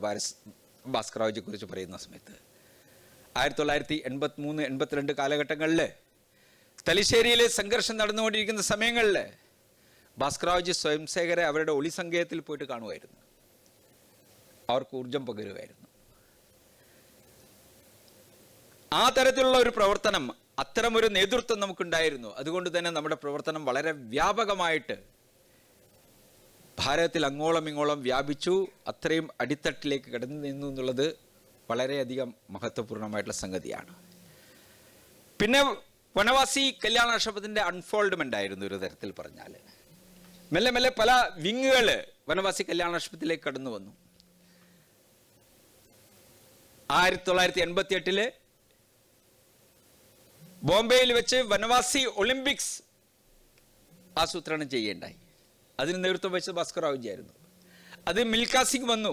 മിൽഖാ സിംഗ് ആ പരിപാടിയിൽ പങ്കെടുത്തുകൊണ്ട് വനവാസി യുവാക്കന്മാരുടെ പ്രകടനത്തെ കണ്ടുകൊണ്ട് പറഞ്ഞു, എൻ്റെ റെക്കോർഡ് ആരെങ്കിലും തകർക്കെങ്കിൽ അത് ഈ വിഭാഗത്തിൽപ്പെട്ടവരായിരിക്കും എന്ന് അദ്ദേഹം ഡിക്ലെയർ ചെയ്യേണ്ടായി. അവിടെ 1988 മുതൽ തുടർച്ചയായി വനവാസി കല്യാണാശ്രമം സ്പോർട്സ് പരിപാടികൾ എല്ലാ 4 വർഷങ്ങളിലും അഖില ഭാരത തലത്തിൽ നടത്തുകയുണ്ടായി.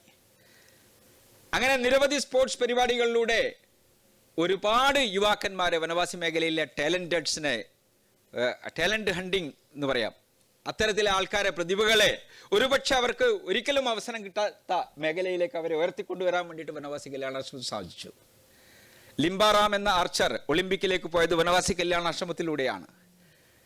കവിത റാവുത്ത് എന്ന മാരത്തോൺ റണ്ണർ, അവരിപ്പോൾ നമ്മുടെ വനവാസി കല്യാണാശ്രമത്തിൻ്റെ വൈസ് പ്രസിഡന്റ് കൂടിയാണ്, മഹാരാഷ്ട്ര സംസ്ഥാനത്തിൻ്റെ. അവര് ആ തരത്തിലേക്ക് ഉയർന്നു വന്നത് വനവാസി കല്യാണാശ്രമത്തിലൂടെയാണ്. ഒളിമ്പിക്കിൽ പങ്കെടുത്തിരുന്നു. അത്തരത്തിലുള്ള നിരവധി യുവാക്കന്മാരെ സ്പോർട്സിലൂടെ, സ്പോർട്സ് അതോറിറ്റി ഓഫ് ഇന്ത്യയിലൂടെ അവർക്ക് കോച്ചിങ് കൊടുത്തുകൊണ്ട്, അവരുടെ സ്പോർട്സ് ഹോസ്റ്റലിൽ താമസിച്ചുകൊണ്ട് അവരെ നാഷണൽ ഇന്റർനാഷണൽ ലെവലിലുള്ള കളിക്കാരായിട്ട് അവരെ വാർത്തെടുക്കാൻ വേണ്ടിയിട്ട് സാധിച്ചിട്ടുണ്ട്. അത്തരമൊരു വലിയൊരു പ്രവർത്തനം നടക്കുകയുണ്ടായി. മറ്റൊരു പ്രധാനപ്പെട്ട പ്രവർത്തനം എന്താണെന്ന് വെച്ചാൽ അത് ഹിതരക്ഷാ പ്രവർത്തനമായിരുന്നു. ഭാരതത്തിനകത്ത് ഉള്ള വനവാസികള് അവർ മാത്രമാണ് ഇവിടുത്തെ മൂലനിവാസികളെന്നും മറ്റുള്ളവരൊക്കെ വെളിയിൽ നിന്ന് വന്നവരാണെന്നും പറഞ്ഞുകൊണ്ട്, എങ്ങനെയാണോ അമേരിക്കയിലോ ഓസ്ട്രേലിയയിലോ ന്യൂസിലാൻഡിലോ ഒക്കെ പോയിട്ട് അവിടുത്തെ ആ നാട്ടുകാരായിട്ടുള്ള ആൾക്കാരെ അവരെ ഒരു കോണറിലേക്ക് ഒതുക്കിക്കൊണ്ട് അവരുടെ മേലെ അധികാരം കൈപ്പറ്റിയത്, അതുപോലെ ഭാരതത്തിനകത്തും അവർ ഈ തരത്തിലുള്ള ഒരു വേർതിരിവ് കൊണ്ടുവരാൻ വേണ്ടിയിട്ട് ശ്രമിച്ച സമയത്ത് 1992 നരസിംഹറാവു പ്രധാനമന്ത്രി ആയിരിക്കുന്ന സമയത്ത് വനവാസി കല്യാണാശ്രമത്തിന്റെ പ്രവർത്തകർ വേൾഡ് ഇൻഡിജിനസ് ഡേയുടെ കൺസെപ്റ്റിനെതിരായിട്ട് നമ്മുടെ ഭാരതത്തിന്റെ സ്റ്റാൻഡ് എന്താണെന്ന് വ്യക്തമാക്കുകയുണ്ടായി. ഈ വേൾഡ് ഇൻഡിജിനസ് ഡേ അത് അമേരിക്കയിലെ ഇൻഡിജിനസ് പീപ്പിളിന് വേണ്ടി ശരിയായിരിക്കാം, ഇൻഡിജിനസ് പീപ്പിൾസ് ഡേ. അത് വേറെ മേഖലയിലുള്ള ന്യൂസിലാൻഡിലോ മറ്റേതെങ്കിലും മേഖലയിലുള്ള വനവാസികളെ സംബന്ധിച്ചിടത്തോളം ശരിയായിരിക്കാം. പക്ഷെ ഭാരതത്തെ സംബന്ധിച്ചിടത്തോളം ഭാരതത്തിലെ എല്ലാവരും ഇവിടുത്തെ ഇൻഡിജിനസ് പീപ്പിളാണ്. ഇവിടെ വന്നിട്ടുള്ളവര് ഇവിടുന്ന് പോയി കഴിഞ്ഞിരിക്കുന്നു. അവരിവിടുത്തെ ഭരണാധികാരികളല്ല. അവർക്കിന്ന് ആ തരത്തിലുള്ള യാതൊരു അധികാരവുമില്ല. അതുകൊണ്ട് we all are indigenous people of India. ഈ 2007 UN ചാർട്ടറിൽ ഭാരതം ഇത് പറഞ്ഞുകൊണ്ടാണ് അവിടെ സൈൻ ചെയ്തത്. അപ്പം അതിൻ്റെ പുറകിൽ പ്രവർത്തിച്ച കണ്ണിയും ബാളാസാഹബ്ജിയുടെ നേതൃത്വത്തിലുള്ള വനവാസി കല്യാണാശ്രമത്തിൻ്റെ ഹിതരക്ഷാ വിങ് ആയിരുന്നു.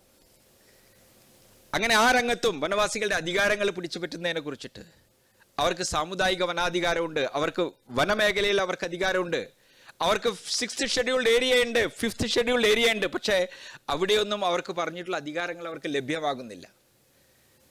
കേരളത്തിനകത്ത് ഇന്നും വനവാസികള് വനമേഖലയിൽ നിന്നും ഒഴിവാക്കപ്പെടുകയാണ്. അവർക്ക് സ്വന്തമായിട്ടുള്ളൊരു ഇടമില്ല എന്നുള്ള അവസ്ഥ കേരളത്തിലെ പല മേഖലയിലും ഉണ്ട്. നമ്മുടെ പ്രവർത്തകരോട് ചോദിച്ചാൽ അറിയാം. സുശാന്ത് എന്നുള്ള നമ്മുടെ പ്രവർത്തകൻ ആ ഒരു അധികാരം അവർക്ക് സാമുദായിക വനാധികാരം അവർക്ക് നേടിക്കൊടുക്കുന്നതിനായിട്ട് വളരെ തീവ്രമായിട്ട് പ്രവർത്തിച്ചുകൊണ്ടിരിക്കുകയാണ്. പല സെമിനാർസ് അദ്ദേഹം കണ്ടക്ട് ചെയ്യുകയുണ്ടായി. പല മേഖലകളിൽ 4ഓ 5ഓ സെമിനാർ ഇതിനകം കണ്ടക്ട് ചെയ്തു. ആദിവാസി സംഘത്തിന്റെ കാലം തൊട്ട് നടക്കുന്ന ഈ ഒരു മേഖലയ്ക്ക് കമ്മ്യൂണിസ്റ്റും കോൺഗ്രസും ഒക്കെ ഭരിച്ചിരുന്ന കേരളത്തിൽ ഇന്നും ആദിവാസികൾക്ക് സ്വന്തം ഭൂമി, നിലയിടം, പുരയിടം ഇല്ലാത്തൊരവസ്ഥ, അത് വളരെ ദയനീയമാണ്. അത് മാറ്റാൻ വേണ്ടിയിട്ട് വന അധികാരം അവർക്ക് കൊടുക്കാൻ വേണ്ടിയിട്ട് 2006 വന്ന വന നിയമ അധികാര പ്രകാരം വനവാസി കല്യാണാശ്രമം പ്രവർത്തിച്ചു വരികയാണ്. കഴിഞ്ഞ വർഷം ഉത്തർപ്രദേശിൽ 2300ഓളം വനാധികാര പട്ടകളാണ് വനവാസി കല്യാണാശ്രമത്തിന്റെ പ്രവർത്തനത്തിന്റെ ഫലമായിട്ട് അവിടുത്തെ മുഖ്യമന്ത്രി യോഗി ആദിത്യനാഥ് വിതരണം ചെയ്തത്. അങ്ങനെ അങ്ങോളം ഇങ്ങോളം വനവാസി കല്യാണാശ്രമത്തിന്റെ പ്രവർത്തനത്തിനായിട്ട് അവരുടെ അധികാരങ്ങൾ പെസ ആക്ട്, അതായത് പഞ്ചായത്ത് രാജ് ആക്ടിനെ കുറിച്ച് നമ്മൾ കേട്ട് കാണും. 1992 നിലവിൽ വന്നു.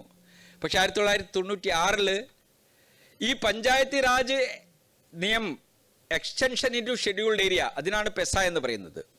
പെസ അതായത് അവർക്ക് പ്രത്യേക അധികാരം, അവരുടെ വികസനത്തിനുള്ള തീരുമാനമെടുക്കാനുള്ള അധികാരം ആ മൊഹല്ലയിൽ താമസിക്കുന്ന, ആ ഏരിയയിൽ താമസിക്കുന്ന അവിടുത്തെ ജനങ്ങൾക്കുള്ളതാണ് എന്ന് പ്രതിപാദിക്കുന്ന, അവരുടെ സംസ്കാരത്തെ നിലനിർത്താൻ, അവിടെയുള്ള സ്മോൾ ഫോറസ്റ്റ് പ്രൊഡ്യൂസ് അതിനെ കളക്ട് ചെയ്യാൻ, വിൽപ്പന നടത്താൻ, അവിടുത്തെ എന്താ പറയുക മറ്റു വിഭവങ്ങൾ അത് അവർ ഉപയോഗത്തിൽ കൊണ്ടുവരാൻ, ഇത്തരത്തിലുള്ള കാര്യങ്ങൾക്കൊക്കെ വനവാസി കല്യാണാശ്രമം പരിശ്രമിക്കുന്നുണ്ട്. അവർക്കുള്ള അധികാരങ്ങൾ നേടിയെടുക്കാൻ വേണ്ടിയിട്ട് 2015 കല്യാണാശ്രമയ്ക്ക് ഒരു വിഷൻ ഡോക്യുമെന്റ് പുറത്തിറക്കുകയുണ്ടായി. അതായത് വനവാസി മേഖലയിലെ വികസനത്തിന് ഗവൺമെന്റ് എടുക്കേണ്ട സ്റ്റാൻഡ് എന്താണ് എന്ന് വ്യക്തമാക്കുന്നതായിരുന്നു ആ വിഷൻ ഡോക്യുമെന്റ്. ആ വിഷൻ ഡോക്യുമെന്റിലെ പല കാര്യങ്ങളും വനവാസി കല്യാണാശ്രമം ഇന്ന് ചെയ്തുകൊണ്ടിരിക്കുകയാണ്. ഇന്ന് വനവാസി കല്യാണാശ്രമം 14 ഡിഫറെന്റ് വിങ്സിലൂടെ പ്രവർത്തിക്കുകയാണ്. അതിലൊരു പ്രധാനപ്പെട്ട വിങ്സ് സേവാ വിങ്സ് ആണ്. സേവാ വിങ്സിലെ വിദ്യാഭ്യാസം, ഹോസ്റ്റൽസ്, വില്ലേജ് ഡെവലപ്മെന്റ് ആൻഡ് ചികിത്സ എന്നുള്ള പ്രഗൽഭുകളാണ്. അതിൽ വിദ്യാഭ്യാസത്തിന്റെ വ്യാപകമായിട്ടുള്ള പ്രവർത്തനം നടക്കുന്നുണ്ട്. വിദ്യാഭ്യാസ മേഖലയിൽ വനവാസി കല്യാണാശ്രമത്തിന് ഏതാണ്ട് 2900ഓളം പ്രൊജക്റ്റുകൾ വിദ്യാഭ്യാസ രംഗത്ത് വനവാസി കല്യാണാശ്രമം നടക്കുന്നുണ്ട്. അതുപോലെ ഗ്രാമവികസനത്തിനായിട്ട് സെൽഫ് ഹെൽപ്പ് ഗ്രൂപ്പ്സ് രൂപീകരിച്ചുകൊണ്ടുള്ള പ്രവർത്തനം, മറ്റ് തൊഴിലവസരങ്ങൾ സൃഷ്ടിക്കുന്നതിനുള്ള പ്രവർത്തനങ്ങൾ, അങ്ങനെ വിവിധ പ്രവർത്തനങ്ങൾ അതും വില്ലേജ് ഡെവലപ്മെന്റ് ഭാഗമായിട്ട് നടക്കുന്നുണ്ട്. അതിനപ്പുറം ചികിത്സാ രംഗത്ത് ബെയർഫുട്ട് ഡോക്ടേഴ്സ്, അതായത് ആരോഗ്യ രക്ഷകന്മാർ എന്ന നിലയിൽ ഗ്രാമങ്ങളിലേക്ക് ഇറങ്ങിച്ചെന്നുകൊണ്ട് അവരുടെ ആവശ്യത്തിന് ഉള്ള സംഗതികൾ ചെയ്യാൻ വേണ്ടിയിട്ടുള്ള ശ്രമം നടത്തുന്നു. അങ്ങനെ സേവന രംഗത്ത് സ്തുത്യർഹമായിട്ടുള്ള ഏതാണ്ട് 14,000 ഗ്രാമങ്ങളിൽ 20,000-ൽ പരം പ്രഗൽഭുകളാണ് വനവാസി കല്യാണാശ്രമം നടത്തി വരുന്നത്. 20,000 projects are being run by വനവാസി കല്യാണാശ്രമം. ഈ അടുത്ത കാലത്തായിട്ട് വലിയൊരു പ്രവർത്തനം വനവാസി കല്യാണാശ്രമം കയ്യിലെടുത്ത് എന്താന്ന് പറഞ്ഞാൽ, ജനജാതി സുരക്ഷാ മഞ്ചിന്റെ നേതൃത്വത്തിലാണ് പ്രവർത്തനം നടന്നു വരുന്നത്. വനവാസി സമൂഹത്തിൽ നിന്നും മതം മാറ്റപ്പെട്ടവർക്ക് വനവാസികൾക്ക് കിട്ടുന്ന ആനുകൂല്യങ്ങൾ കൊടുക്കാൻ പാടില്ല എന്നാവശ്യപ്പെടുന്ന ഒരു മൂവ്മെന്റാണ്, പ്രക്ഷോഭമാണത്. വാസ്തവത്തിൽ ഈ പ്രക്ഷോഭം ആരംഭിച്ചത് കോൺഗ്രസ് ഭരണകാലത്ത് തന്നെ കോൺഗ്രസിന്റെ ഒരു MP ആയിട്ടുള്ള കാർത്തിക് ഉറാവുജി ആയിരുന്നു. പക്ഷെ അദ്ദേഹം ഈ വിവരങ്ങളൊക്കെ ശേഖരിച്ചുകൊണ്ട്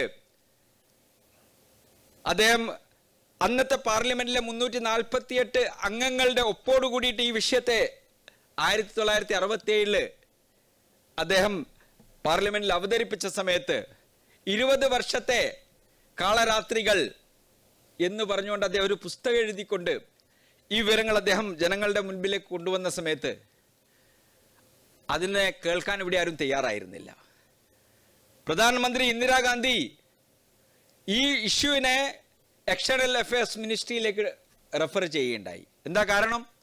അന്ന് ഭാരതം ഒരു വികസിത രാഷ്ട്രം, ഇന്നത്തെ ഒരു നിലയിൽ സാമ്പത്തികമായിട്ട് സുഭദ്രമായിട്ടുള്ള ഒരു രാഷ്ട്രമായിരുന്നില്ല. പല ക്രിസ്ത്യൻ രാജ്യങ്ങളുമായിട്ട് അതിന് ബയലാറ്ററൽ ബന്ധമുണ്ടായിരുന്നു. അവരുടെ സഹായം കൊണ്ട് ജീവിച്ചിരുന്ന ഒരു രാഷ്ട്രമായിരുന്നു. അതുകൊണ്ട് ഇത്തരം ഒരു തീരുമാനം, അതായത് കൺവേർട്ടഡ് ആയിട്ടുള്ള ക്രിസ്ത്യൻസിനെ ഇവിടുത്തെ പട്ടികയിൽ നിന്ന് ഒഴിവാക്കി കഴിഞ്ഞാൽ അവരെങ്ങനെ പ്രതികരിക്കുമെന്നുള്ള ചിന്തയായിരുന്നു അന്നുണ്ടായിരുന്നത്. പക്ഷെ ഇന്ന് ഈ മൂവ്മെന്റ് വനവാസി കല്യാണാശ്രമം ഏറ്റെടുത്തതോടുകൂടിയിട്ട് വളരെ വ്യാപകമായിട്ടുള്ള പ്രവർത്തനം നടന്നുകൊണ്ടിരിക്കുകയാണ്.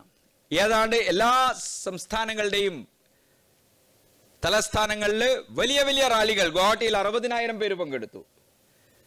ഉദയ്പൂരിലെ ആ സൈക്ലോൺ ഉണ്ടായിരുന്നു കഴിഞ്ഞ പ്രാവശ്യം, ഒരു 3 വർഷം മുൻപ്, അല്ല 3 മാസം മുൻപ്. ഞാനും ആ പരിപാടിയിൽ പങ്കെടുത്തിരുന്നു. അവിടെ സൈക്ലോൺ ആയത് കാരണം ആരും വരുന്നില്ലെന്നാണ് കരുതിയത്. 55,000 സർക്കാർ ആവശ്യപ്പെട്ടതായിരുന്നു ആരും പുറത്തിറക്കാൻ പാടില്ലെന്ന് പറഞ്ഞിട്ട്. പക്ഷെ അതിൽ 55,000 ആൾക്കാരാണ് അവിടെ പങ്കെടുത്തത്. അങ്ങനെ 15ഓളം വലിയ വലിയ പരിപാടികൾ അവിടെ നടക്കുകയുണ്ടായി. ഞാനിവിടെ വരുന്ന സമയത്ത് എൻ്റെ കേന്ദ്രമായിട്ടുള്ള ജാർഖണ്ഡിലെ 2 സ്ഥലത്ത് ഇതിനുള്ള പരിപാടിയുടെ തയ്യാറെടുപ്പ് നടന്നുകൊണ്ടിരിക്കുകയാണ്. 16-ാം തീയതി ഡുംകയിൽ വലിയൊരു പരിപാടി, 10-15,000 പേര് പങ്കെടുക്കുന്ന പരിപാടിയും, റാഞ്ചിയിൽ 24-ാം തീയതി ഏതാണ്ട് 1,00,000 പേര് പങ്കെടുക്കുന്ന പരിപാടി. അത്തരത്തിലുള്ള 2 പരിപാടി. മതപരിവർത്തനം ചെയ്യപ്പെട്ട വനവാസികൾക്ക് ആനുകൂല്യങ്ങൾ കൊടുക്കാൻ പാടില്ല എന്നാവശ്യപ്പെട്ടുകൊണ്ടുള്ള ഒരു മൂവ്മെന്റ് നടക്കുന്നുണ്ട്.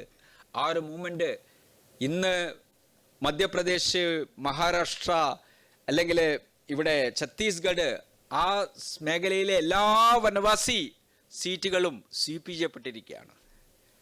വിധാൻസഭ ഇലക്ഷൻസ് അടുത്ത് കഴിഞ്ഞിട്ടില്ല. ഛത്തീസ്ഗഡ് പോലുള്ള സംസ്ഥാനത്തിൽ വനവാസി ചീഫ് മിനിസ്റ്ററെ വെക്കേണ്ടതായിട്ട് അവർ ബാധ്യസ്ഥരായി. കാരണം അതിന് കാരണം എന്താ? പ്രധാനപ്പെട്ട ഒരു കാരണം എന്താന്ന് പറഞ്ഞാൽ വനവാസി മേഖലയിലെ എല്ലാ സീറ്റും സ്വീപ്പ് ചെയ്യപ്പെട്ടിരിക്കുന്നു. അതിന്റെ പുറകുള്ള പ്രധാന പ്രവർത്തനം എന്തായിരുന്നു? ജനജാതി സുരക്ഷാ മഞ്ചിന്റെ ഡീലിസ്റ്റിംഗ് റാലി. ഈ റാലിക്കുള്ള പേരെന്താണ്? Delisting. Converted tribals are to be delisted. ആ ഒരു അവകാശവാദം ഉന്നയിച്ചുകൊണ്ട് നടത്തുന്ന ആ റാലി അത് വ്യാപകമായി കൊണ്ടിരിക്കുകയാണ്. തീർച്ചയായും അടുത്ത മോദി സർക്കാർ വരികയാണെങ്കിൽ ഈ ആവശ്യം തീർത്തും നമുക്ക് അനുകൂലമായിട്ട് തീരാനുള്ള സാധ്യതകളുണ്ട്. ആ തരത്തിലുള്ള ഒരു പ്രകടനമാണ് വനവാസി മേഖല കാഴ്ചവെച്ചിരിക്കുന്നത്. അങ്ങനെ ഏത് രംഗത്ത് നോക്കിക്കഴിഞ്ഞാലും ശരി, വനവാസി കല്യാണാശ്രമം ഇന്ന് വനവാസി മേഖല ഒരു കാലത്ത് ഭാരതത്തിന് വേറിട്ട് നിൽക്കുന്ന ഒരു സ്ഥിതിവിശേഷം ഉണ്ടായിരുന്നെങ്കിൽ ഇന്ന് അതിൽ നിന്ന് വ്യത്യസ്തമായിട്ട് ഭാരതത്തിൻ്റെ വികസനത്തിൻ്റെ മുഖ്യധാരയിലേക്ക് തിരിച്ചു വന്നുകൊണ്ട്, സാംസ്കാരികമായിട്ടുള്ള മുഖ്യധാര വനവാസി മേഖലയിൽ തന്നെയാണ്. വികസനത്തിൻ്റെ മുഖ്യധാര വേറെയായിരിക്കാം, പക്ഷേ സാംസ്കാരികമായിട്ട് നമ്മുടെ വേര് അവിടെയാണ്, നമ്മുടെ എല്ലാവരുടെയും വേര് അവിടെയാണ്. ആ ഒരു സനാതന സംസ്കാരം നിലനിൽക്കുന്ന ആ സമൂഹത്തിനിടയിലേക്ക് നമ്മൾ കടന്നു ചെല്ലേണ്ടിയിരിക്കുന്നു, അവരെ മനസ്സിലാക്കേണ്ടിയിരിക്കുന്നു, അവരുടെ ഉന്നമനത്തിന് വേണ്ടിയിട്ട് നമ്മൾ പ്രവർത്തിക്കേണ്ടിയിരിക്കുന്നു. കേരളത്തിലെ 1% വരുന്ന ജനജാതി വിഭാഗം അവരുടെ ആവശ്യങ്ങൾ ഉന്നയിക്കാൻ പ്രാപ്തരല്ല. അതിനുള്ള ശക്തി അവർക്കില്ല. അവരെ ശക്തിപ്പെടുത്തേണ്ടത് ഇതര സമൂഹത്തിന്റെ ചുമതലയാണ്.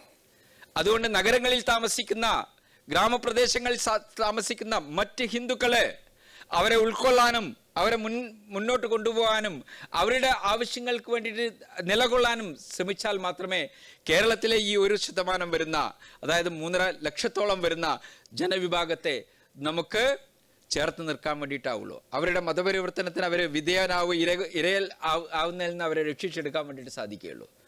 ചുരുക്കി പറഞ്ഞാൽ വനവാസി കല്യാണാശ്രമം ഇനിയും പല കാര്യങ്ങളും പറയാനുണ്ട്. പക്ഷേ വളരെ ലെങ്തി ആയിട്ടുള്ളൊരു പ്രഭാഷണമാവും അത്. അതിൻ്റെ ആവശ്യമില്ല. ചില സംഗതികളൊക്കെ ഞാൻ നിങ്ങളുടെ മുമ്പാകെ വെക്കാൻ ശ്രമിച്ചു. വനവാസി കല്യാണാശ്രമത്തിൻ്റെ ഇത്തരത്തിലുള്ള പ്രവർത്തനം കാരണം വലിയൊരു മാറ്റമാണ് മൊത്തം ഭാരതത്തിൽ ഉണ്ടായിക്കൊണ്ടിരിക്കുന്നത്. വളരെയധികം ശ്രദ്ധ. വനവാസി കല്യാണാശ്രമത്തിൻ്റെ ലക്ഷ്യം എന്താണെന്ന് പറഞ്ഞാൽ വനവാസി മേഖലയിലെ അവരുടെ പരമ്പരാഗതമായിട്ടുള്ള ധർമ്മം, സംസ്കാരം എന്നിവ സംരക്ഷിച്ചുകൊണ്ട് അവരുടെ സർവാംഗീൺ വികാസ്, ഓൾറൗണ്ട് ഡെവലപ്മെൻറ്റ്.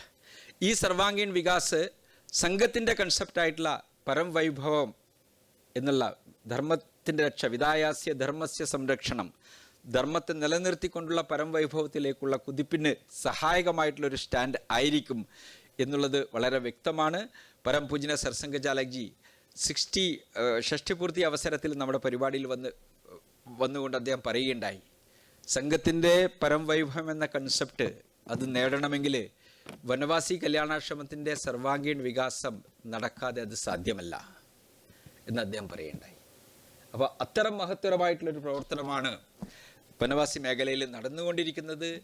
അത്തരമൊരു പ്രവർത്തനം കേരളത്തിലും ആവശ്യമാണ്. കേരളത്തിൽ വനവാസി വികാസ കേന്ദ്രത്തിൻ്റെ പേരിലും മെഡിക്കൽ മിഷൻ്റെ പേരിലൊക്കെ നടക്കുന്ന പ്രവർത്തനം, അതിനെ ശക്തിപ്പെടുത്താൻ വേണ്ടിയിട്ട് എല്ലാവരും മുന്നോട്ട് വരണം എന്നാവശ്യപ്പെട്ടുകൊണ്ട് ഞാൻ എൻ്റെ വാക്കുകൾ ഇവിടെ ഉപസംഹരിക്കുന്നു. എല്ലാവർക്കും നമസ്കാരം.